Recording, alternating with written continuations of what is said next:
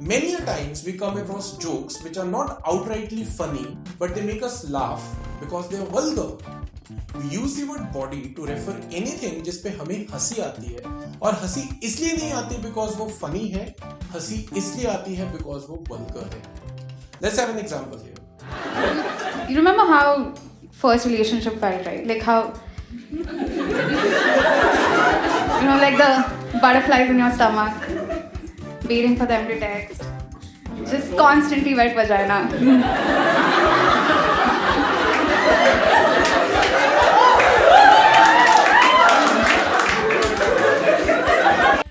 Hopefully, we are getting the meaning here.